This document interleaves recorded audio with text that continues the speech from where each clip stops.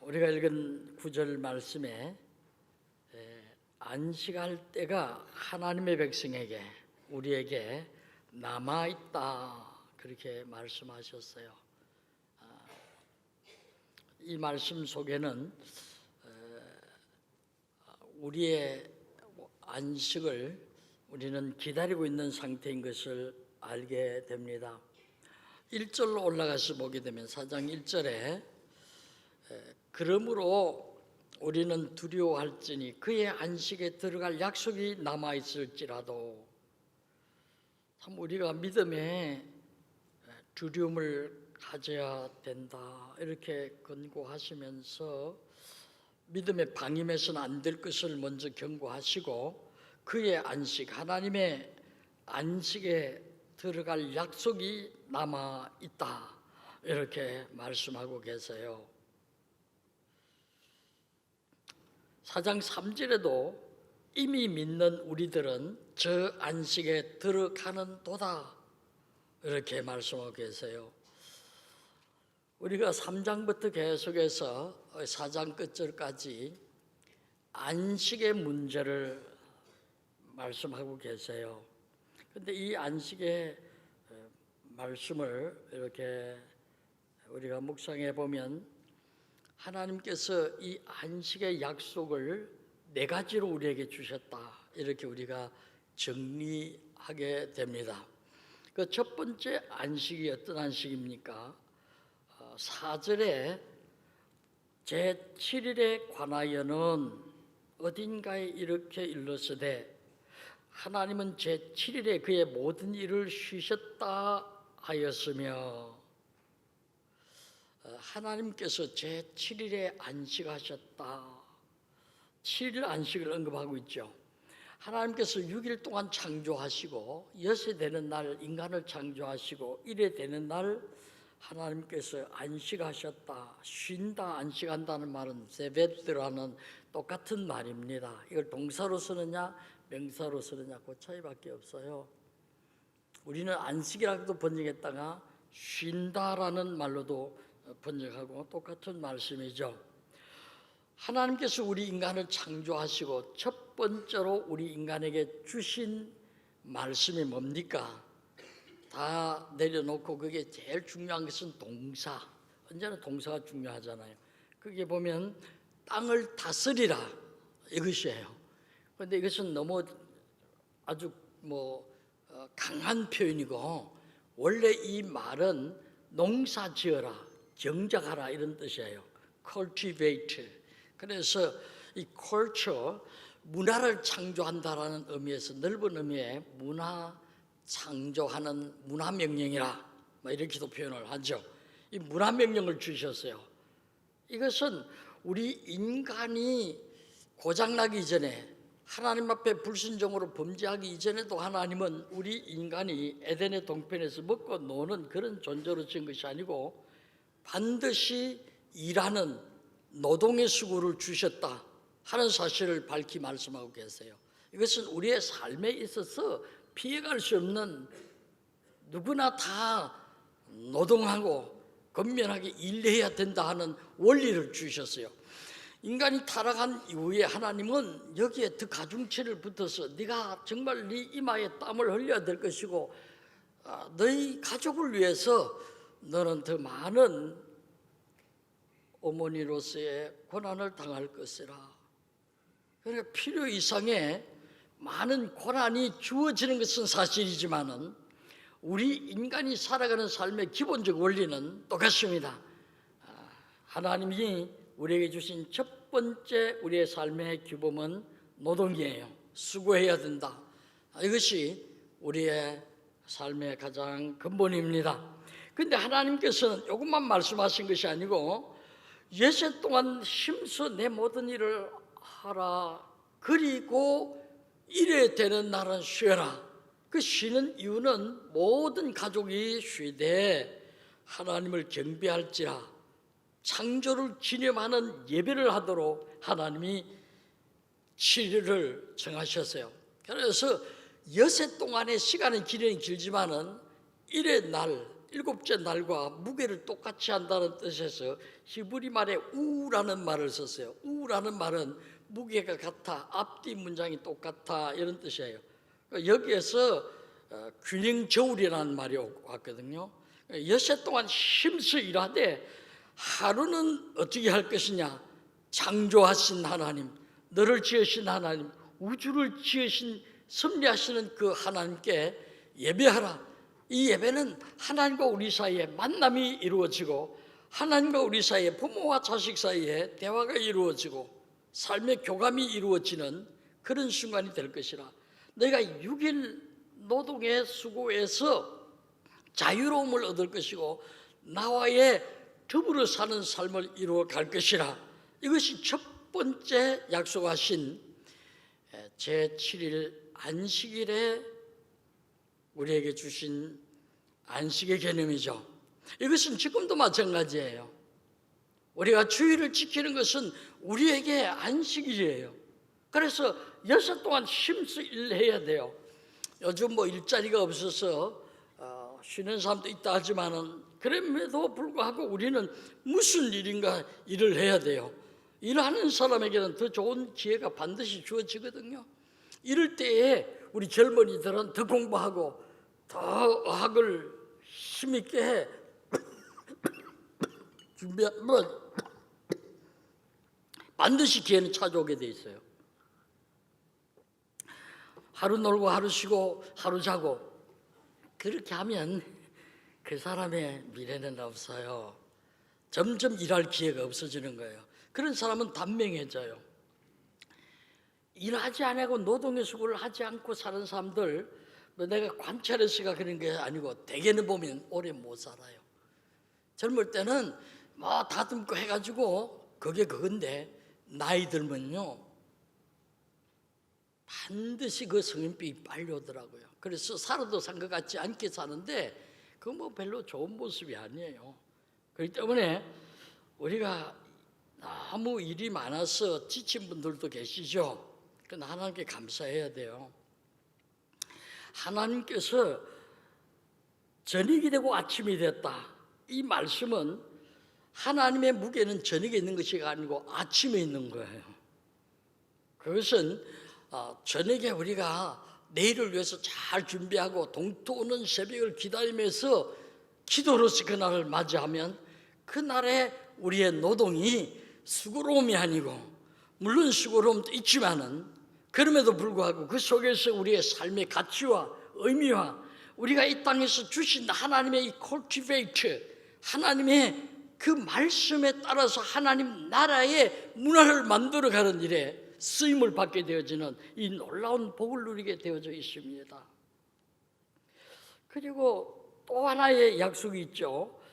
그것은 우리가 8절로 올라가서 보면 나옵니다. 거기 보면 만일 여호수아가 그들에게 광야 백성 40년 동안 출애굽 이후에 광야에 살았던 시브리 족속들을 가르치는 말씀이죠. 그들에게 안식을 주었더라면 이 말은 주지 않았다는 말이에요. 가정법인데 사실과 반대되는 가정이에요. 내가 세라면 당신에게 날아갔을 것을 제가 아니라서 못 갔다 이 말이거든요. 그런 사실과 반대되는 가정법을 쓰고 있어요. 여호수아가 누굽니까? 옛 출애굽의 마지막 지도자로서 모세가 느보산 비스가봉에서 끝났습니다. 광야에서 불신앙과 불순종으로 2, 3던 출애굽 1세대는 다 끝나고 느보산 비스가봉에 이르렀을 때 모세를 하나님 부르시고 그 모세의 일을 이어서 나가신 분이 여호수아입니다. 그래서 요단강 건너가서 가나안 땅에 들어가게 했습니다. 광야 백성들이 이 가나안을 어떻게 생각하고 있었겠는가 우리가 한번 생각해 보시기 바랍니다. 그들이 아브라함의 후손들로서 그래서 100명도 안 되는 아주 소수의 민족입니다. 강을 건너왔다 해서 히브리 사람이라고 불렀어요. 이 사람들이 그 요셉을 통해서 애굽에 내려가서 그 애굽에서 람셋이라고 나일 강변에서 가장 그 기름진 델타 지역에서 살았어요. 그러면서 처음에는 상당히 부귀영화를 누렸던 것이 분명합니다. 그러나 이 애굽 이집트에 정변이 일어나요. 정변이 일어나기 전에는 우리와 똑같은 색깔을 가진 셈족이 이 나라를 다스렸어요. 그러나 힉소스족이라고 흑인족이 나타나면서 이 애굽을 무너뜨립니다.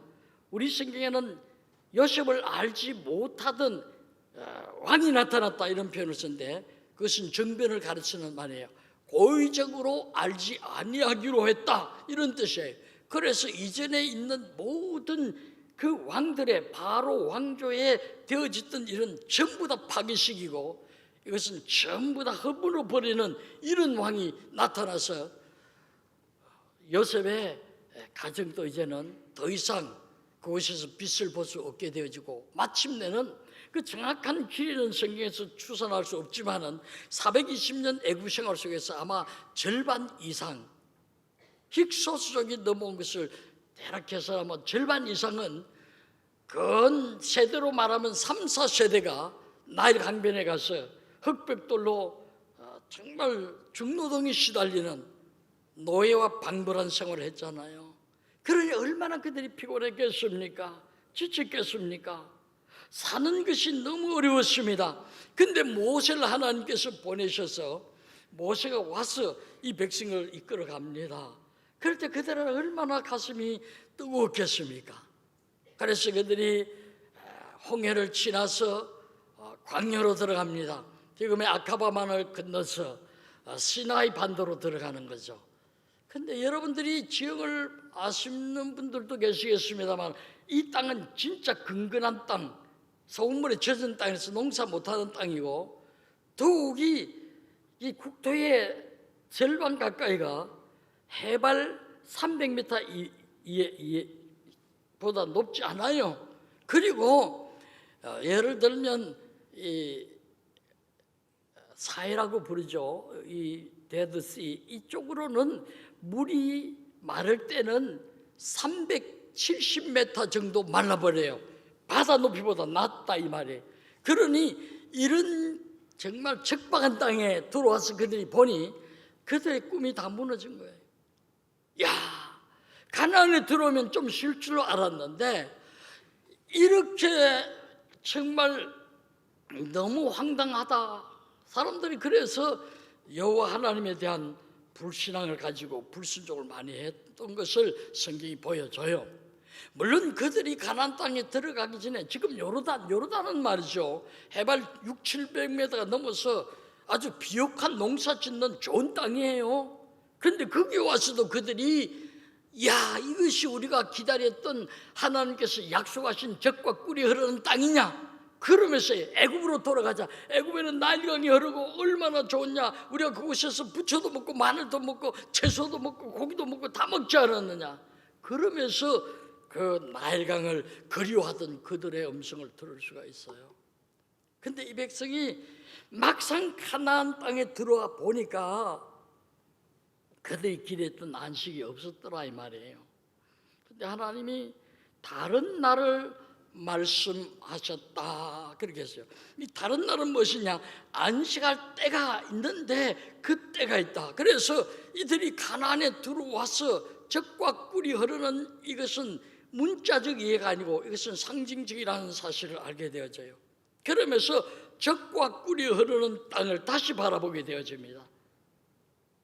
그러면서 모세는 우리를 이 땅으로 인도했지만은 모세가 느보산에서 세상을 떠날 때에 장차 나와 같은 선자 하나를 보내실 것이니 그는 하늘에 마르지 아니하는 물과 끊어지지 아니하는 양식을 공급해서 요단강 저편에서 너희를 먹일 것이라 그 예언이 생각이 나서 그때부터 모세와 같은 새로운 모세가 나타나기를 이 백성이 기다렸어요. 이 새로운 모세를 그들은 그들의 언어로서 메시아라고 불렀어요. 이것은 신약의 용어로서 그리스도와 똑같은 말이에요. 그들은 이제 이곳에 와서 메시아를 기다리기 시작했어요. 그 메시아는 무엇이냐? 지극히 지상적인 메시아예요. 그분이 오셔서 우리의 떡의 문제, 경제 문제 해결할 것이고 물의 문제 해결해서 우리의 생활을 정말 적과 꿀이 흐르는 나군과 같이 만들어 주실 분이라 이렇게 생각한 것이 그 백성들의 오해였습니다.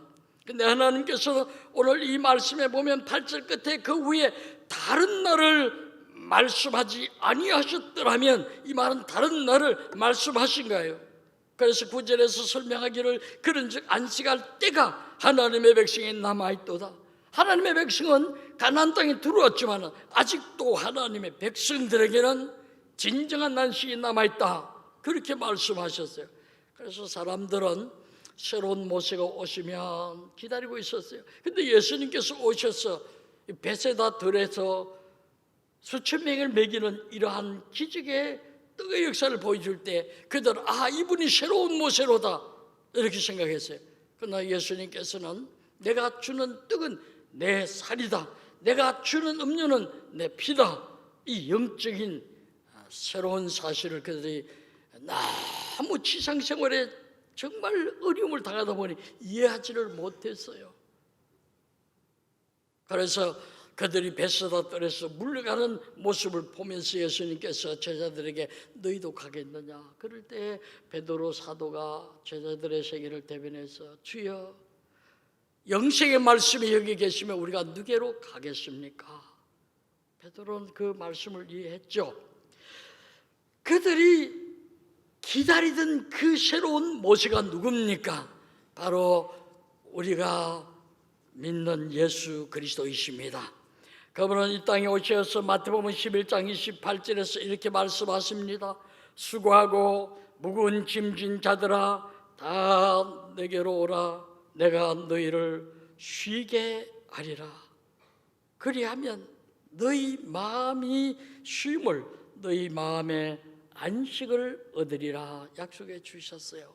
그러니 구약에 나타난 하나님 나라의 영원한 안식은 7일 안식일에 그리고 가나안의 모습으로 나타났지만은 신약에 나타나는 안식은 그리스도 안에 있는 마음의 안식이라 이렇게 우리에게 말씀해 주는 것을 볼 수가 있습니다.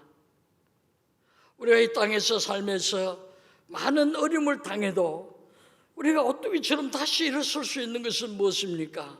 오늘도 이렇게 와서 이렇게 보니까 이전에 계시던 성도님들이 많이 뵈요.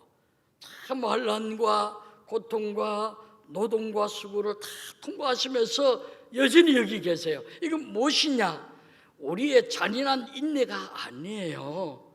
그것은 우리가 너무 힘들고 어려울 때 정말 한치 앞이 보이지 아니할 때가 있지 않습니까? 모든 것을 내려놓고 정말 엘리야처럼 하나님, 내가 산 것이 족합니다, 이렇게 정말 그런 심정으로 우리가 주저앉을 때도 있을 줄 압니다. 그러나 막상 아버지여, 주님이시여, 정말 너무너무 힘들고 어려울 때는 다른 기도가 다 막히잖아요. 그래서 성경에 중언부언하지 말라 한마디만 하라 이 말씀에 그것이 무엇입니까? 주여 어떻게 하면 좋습니까? 저로서는 해결할 능력이 없습니다. 이 경제적인 능력, 이 질병의 세력 앞에서, 이 실패의 세력 앞에서, 이 험난한 인생의 가정의 풍파 앞에서 나는 할 길이 없습니다. 이런 순간에 주여, 이 한마디로서 우리는 다시 힘을 얻게 되어지는 줄로 믿습니다. 정말 그런 경험들이 우리에게 다 있잖아요. 너무 힘들고 어려울 때 주여 어찌하오리까? 참 그런 순간들마다 주님은 우리 곁에 오십니다. 풍랑 만나서 우리가 죽게 되었다 할 때 주님이 그 곁에 오셔서 그들의 귀에다가 일러주신 말씀처럼 주님은 우리의 삶 주변에 지나다니시고 계신다는 사실을 믿으시기 바랍니다. 그래서 제3의 안식은 마음의 안식이에요. 그리고 오늘 이 말씀의 11절에 보면 더 귀한 약속을 주셨어요. 그러므로 우리 믿음의 사람들이 저 안식에 들어가기를 힘쓸지니, 저 안식이라는 이 말은 하나님께서 약속하신 말씀, 올라가서 보게 되면 다윗이 단식 가운데서, 전쟁 가운데서 핍박과 박해와 배신 가운데서 외치던 그 고통 가운데 있을 때 하나님께서 나의 안식에 저들은 들어오지 못하리라, 그러나 너는 나의 안식에 들어오리라는 그 말씀을 지금 전제하고 하는 말씀이에요. 우리가 저 안식에 들어가기를 힘쓸지니 저 안식은 하늘의 안식이에요. 그리스도 안에 있는 우리가 지금 누리고 있는 이것은 완전히 성취된 안식이 아니에요. 이것은 영원한 안식의 그림자와 같아요. 그런 면에서 저 안식은 영원한 하늘의 안식이에요. 변치 아니하는 하나님께서 우리에게 주시는 영원한 안식이라고 표현할 수 있어요. 요한계시록 14장 13절에 보면 지금 이후로 주 안에서 죽은 자들은 복이 있도다. 마카리오스. 이 복은 변하지 아니하는, 시간에 따라서 한계에 따라서 변하지 않는 복이에요. 복이 있도다. 주 안에서 죽은 자, 주 안에서라는 말은 예수 그리스도를 믿으면서 살다가 믿으면서 죽은 성도를 가르치는 표현이에요. 성도들은 복이 있다. 왜냐? 저들이 수고를 거치고 이 땅에서의 노동의 수고, 이 땅에서 험악한 세상에서 몸부림치며 가정 문제, 경제 문제, 자녀 문제 해결하려고 애쓰는 그런 모든 수고를 거치고 이제는 쉬리라, 안식하리라. 이것이 영원한 안식이에요. 요한계시록 21장 4절 이하에 보면 새하늘과 새 땅이 펼쳐지면서 하나님이 성도들에게 주시는 첫 번째 말씀이 기록되어 있습니다. 거기에 보면 모든 눈물을 그 눈에서 닦아주시니 다시는 사막이 없고 다시는 사망이 없고 애통하는 것이나 곡하는 것이나 아픈 것이 다시 있지 아니하리니 처음 것들이 다 지나갔음이니라. 아멘. 이 땅에 어떠한 죽음과 이별과 고통과 이 땅에 어떠한 무거운 짐이라 할지라도 이제는 다 has passed already, 이미 다 지나갔다. 이것이 영원한 안식이에요. 우리에게는 이 안식이 남아있는 것을 믿으시기 바랍니다. 우리가 때로는 세상에서 환경을 변화시키고 좀 재산이 늘고 좋은 집을 짓고 좋은 바닷가에 가서 쉬고 좋은 호텔에 가서 쉬면 안식을 얻으리라 생각하지만은 그렇지 않아요. 아무리 좋은 집도 지옥의 축소판이 될 수가 있어요. 아무리 좋은 집을 지어도 하나님은 그 두꺼운 문을 열지도 아니하고 그 영혼을 부를 수도 있어요. 자식을 키워놓고 내가 승진하고 이제는 갯돈이나 타고 그래서 좀 안식할 줄로 생각하지 마세요. 그거 다 기대치에 벗어납니다. 저도 좀 그렇게 좀 살아보니까 그게 아니더라고요. 오늘 이 경고의 말씀을 다시 한번 읽어봅시다. 11절 끝에 보니 누구든지 저 순종치 아니하는 본의 이 광야 백성들처럼 하나님의 말씀을 불신앙해서 순종하지 아니하고 원망 불평하면서 하나님이 어디 있냐, 애굽으로 돌아가자, 영원한 안식 어디 있느냐, 이 땅에서 안식을 즐기자, 그러면서 사는 이 불신앙의 본에 빠지지 말라고 경고해 주고 있어요. 우리에게는 이 영원한 안식이 있습니다. 그래서 우리를 넘어뜨릴 사람이 없어요. 이 중심만 잡고 있으면 어떠한 것도 이번에는 어렵다 하지만은 눈 감고 기도하다 보면 지나갑니다. 믿으시기 바랍니다. 하나님의 말씀이, 약속의 말씀은 변치 아니에요.